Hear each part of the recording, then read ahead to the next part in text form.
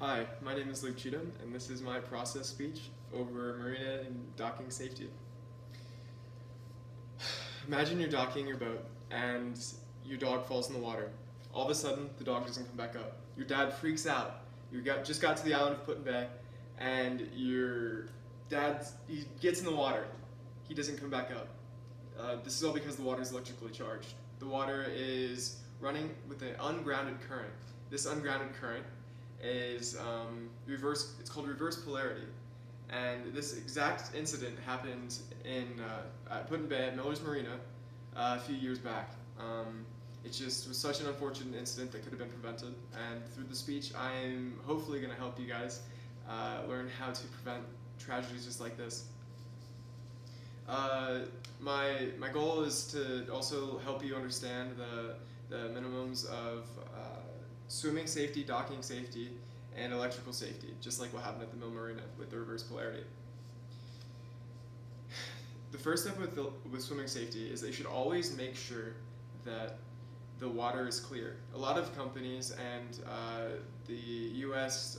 Engineers, that they clear channels and whatnot, sometimes they miss things, boulders, rocks, especially old, how do I say, old marinas will have docks that had sank, poles that were to hold the docks in place.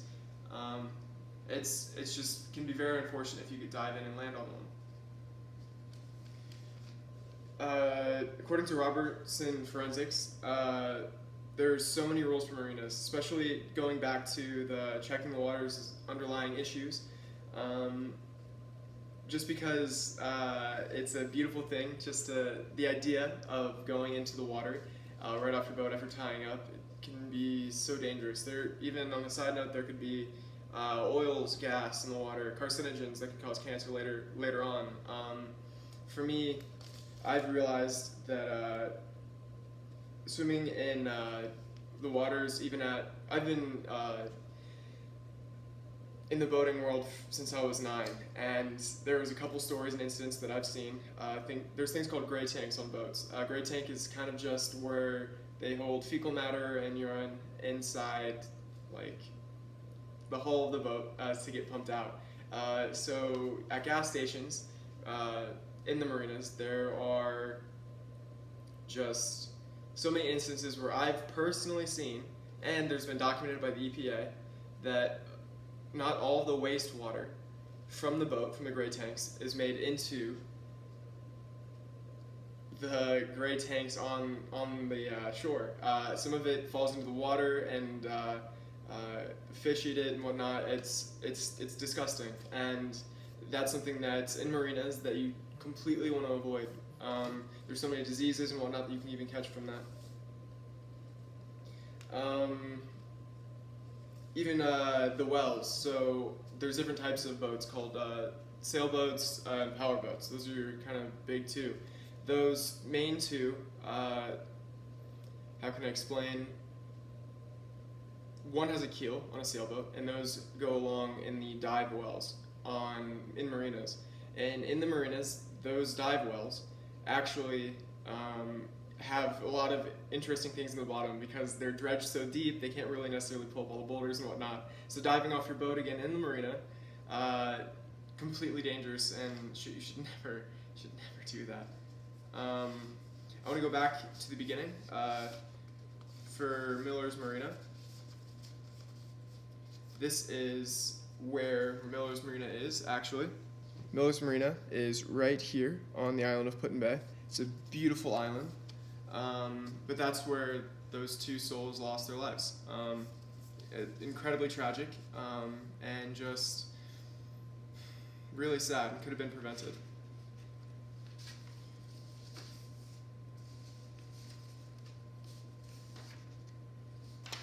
Docking safety in marinas. Oops, sorry. Docking safety in marinas can be incredibly dangerous too. Vessels can weigh a couple tons, and being caught between one is incredibly horrendous. A few years ago, I watched a couple men. They were docking a double-hulled sailboat. That same sailboat, when they were trying to They're coming in too fast. They caught a storm on the bridge, so the wind caught it and it pulled the boat in. And one of the men lost his fingers because of the anchor getting caught between one of the posts. It's impossible to stop a few ton vessel, even one that's 1,000 pounds. It's completely against you. It's out of your control. Insurance will cover what happens. The craziest things that can possibly come from it is paralyzation from getting stuck between the boat and the dock, and there's actually been a few instances where people have actually lost their lives at, say, there's a few shipping channels in Sandusky, and if someone falls between a freighter and the port and the dock on right there, there's a high chance that they're not going to be able to swim fast enough to get to the other side to clear the freighter, and the freighter is going to inevitably smush them. Docking in storms also, I'd like to say, even according to Discover Boating, docking in storms should never ever come of the sort. There's so many fluctuations in between currents and storms, and especially marinas of water coming in and out. The best way to save yourself in a marina during a storm is to actually inevitably stay away from the marina and go out into the open shore, usually behind a peninsula, to save yourself from larger waves and whatnot, and getting pulled out back to sea. My final note would be electrical safety, and that's going back to my introduction. Electrical safety is the final step to preventing marina like deaths and preventing injuries in marinas.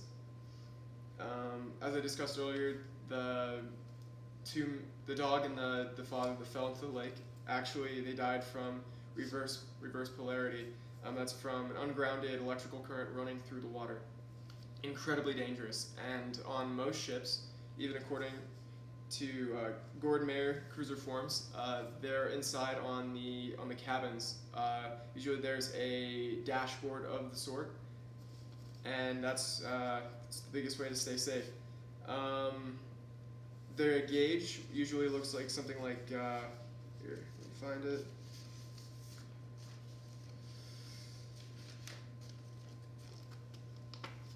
This is what the gauge would look like. If you can see here, it says reverse polarity. If this light is lit up, there's a unbound electrical current, and it can be incredibly dangerous, and truly can take lives. In conclusion today, I really just hope that with everything that I've said and the safety errors through the 3 steps that I've discussed, that everyone who listened to this speech can now be informed to the point to be safe in marinas. Thank you so much.